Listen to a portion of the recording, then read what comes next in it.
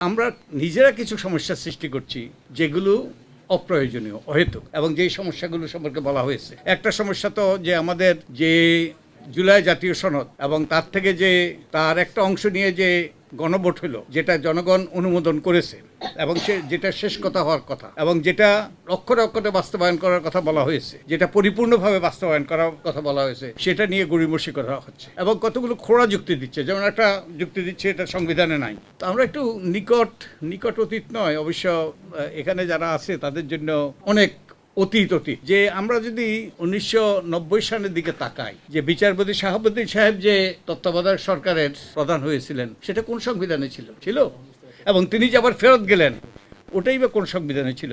এটার জন্য কি কোনো ঐক্যমত্য ছিল?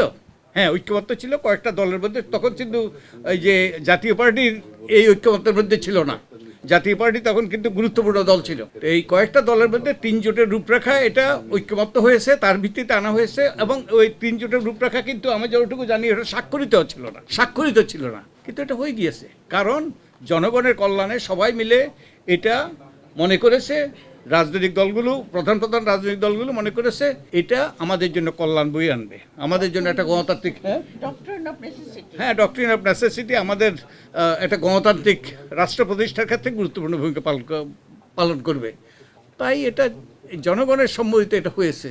তো এটা তখন কেন প্রশ্ন তোলা হয়নি? এটা তো সংবিধানে নাই, এখন কেন এই প্রশ্ন? আরেকটা যুক্তি দেওয়া হয় যে নোট অফ ডিসেন্ট। তো নোট অফ ডিসেন্টটা কি? এটা তো মাইনরিটি ভিউ, সংখ্যা লঘিষ্ঠের মতামত। এই যে বিশেষ সংসদীয় কমিটি হয়েছে, 14 জনের সংসদীয় কমিটি হয়েছে, তার মধ্যে 11 জন সরকার দলীয় আর 3 জন হলো বিরোধী দলীয়।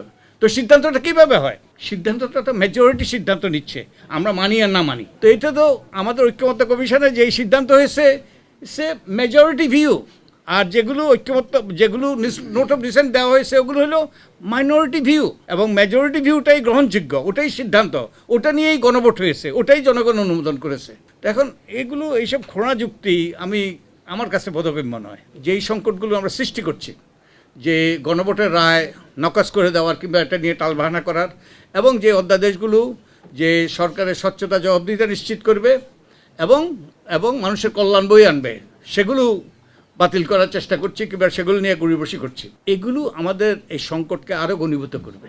তাই আজকে আমাদের সবচেয়ে দরকার ঐক্য। যে ঐক্যের মাধ্যমে, তোমাদের এই সকলের ঐক্যের মাধ্যমে, আমাদের এই তরুণদের নেতৃত্বে যে ঐক্য গড়ে উঠেছিল, সেই ঐক্যের মাধ্যমে আমরা স্বৈরাচারী ব্যবস্থার পতন ঘটিয়েছিলাম।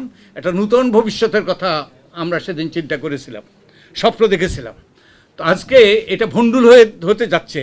আমাদের মধ্যে যে অনৈক্য এবং অহেতুক অনৈক্য, বিশেষত আমরা নিজেরা সৃষ্টি করছি গণভোট নিয়ে গড়িবসি এবং একই সাথে এই অধ্যাদেশগুলো বাতিল করার মাধ্যমে। তো আমি একজন বয়োজ্যেষ্ঠ নাগরিক হিসাবে আমি অনুরোধ করতে চাই সরকারের কাছে, সরকার দলীয় সংসদ সদস্যদের কাছে, যারা নীতি নির্ধারক তাদের কাছে, আল্লাহর ওয়াস্তে সৃষ্টিকর্তার দোহাই দিয়ে অনুরোধ করছি, আপনারা এই জাতির মধ্যে ঐক্য সৃষ্টি করার চেষ্টা করুন, অনৈক্য নয়।